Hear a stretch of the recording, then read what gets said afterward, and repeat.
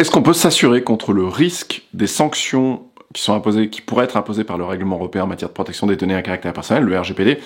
En fait, oui et non. C'est une question intéressante qui a été posée la semaine dernière en formation. Et en fait, je voulais reprendre rapidement la question sous deux angles.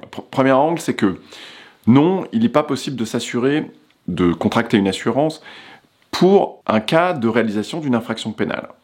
En fait, si vous regardez dans vos contrats d'assurance automobile, vous verrez que l'assurance ne couvre jamais une infraction pénale, la réalisation d'une infraction pénale, et évidemment, la sanction RGPD revêt, de par sa nature administrative, revêt la qualification d'une infraction pénale de toute évidence.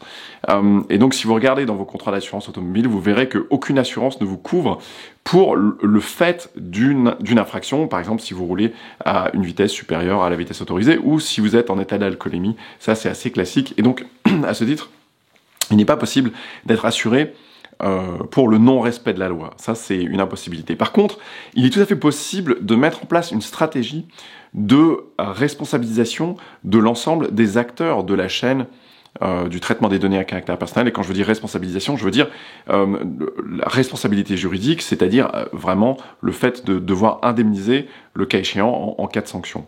Donc, comment on fait ça? Typiquement, c'est vraiment une logique hyper classique de responsabilité juridique. Ça, c'est vraiment quelque chose que le service juridique, un service juridique ou éventuellement, si vous travaillez avec des avocats, c'est vraiment l'essence du métier de juriste, c'est-à-dire de gérer les risques et de savoir comment répartir ces risques en fonction bien de chaque responsabilité opérationnelle et matérielle de chaque acteur qui va intervenir dans le traitement des données à caractère personnel. Par exemple, vous travaillez avec des sous-traitants, vous allez leur confier la responsabilité de gérer les données à caractère personnel et s'assurer qu'effectivement ces données sont bien traitées conformément aux obligations légales et qu'en cas de risque, eh bien, c'est eux qui vont endosser cette responsabilité. Et dans ce cas-là, il faut faire attention qu'il n'y ait pas de leur côté des clauses limitatives de responsabilité, de sorte qu'effectivement, si vous, en tant que responsable de traitement, vous avez eh bien, à connaître d'une défaillance de ce sous-traitant, eh bien, vous seriez, au moins théoriquement, au moins juridiquement, en capacité de vous retourner contre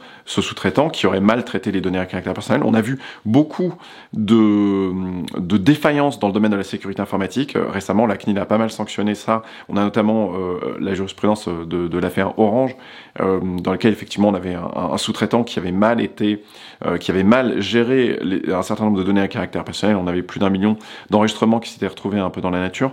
Et donc, là, effectivement, Orange avait dit, voilà, non, c'est la faute du sous-traitant.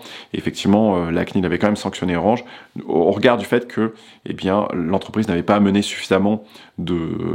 œuvre suffisamment de précautions de sécurité pour s'assurer que tous ces sous-traitants étaient bien en mesure de traiter les données à caractère personnel et avaient mis en place suffisamment de mesures de sécurité. Voilà. Donc, typiquement, dans une architecture comme ça, ce que l'on fait d'un point de vue juridique, c'est de s'assurer de reporter cette responsabilité sur tous les acteurs et de s'assurer que, voilà, en fait, ces acteurs, eh bien, vont avoir une responsabilité juridique. Donc ça se fait par contrat. On charge cette personne de cette responsabilité juridique. On s'assure qu'il n'y ait pas de clause exonératrice ou de clause limitative de responsabilité. Et le cas échéant, on peut également exiger le fait que ces personnes puissent avoir une assurance pour couvrir leurs fautes, le cas échéant. Donc ça permet éventuellement de temporiser un petit peu les choses.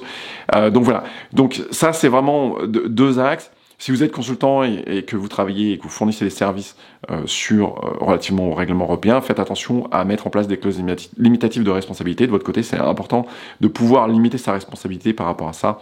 Voilà, donc c'est quelques astuces. Si vous n'avez pas déjà creusé le sujet vraiment du règlement européen, je vous invite vraiment aux formations que l'on organise. J'organise une formation très régulièrement à Paris, c'est une formation de 2 jours qui vous permet de faire le tour de l'ensemble des problématiques qui sont posées par le RGPD, que ce soit en termes de responsabilité, que ce soit en termes vraiment de quelles sont les obligations de fond. Et voilà, ça vous permet de nous rejoindre. Je sors juste de 2 jours de formation intense avec tout un tas de participants et c'était vraiment super intéressant. Voilà, donc tout le monde a appris plein de choses. Donc si vous n'êtes pas abonné à la chaîne, profitez-en pour vous abonner et j'espère vous retrouver à bientôt. Ciao, ciao!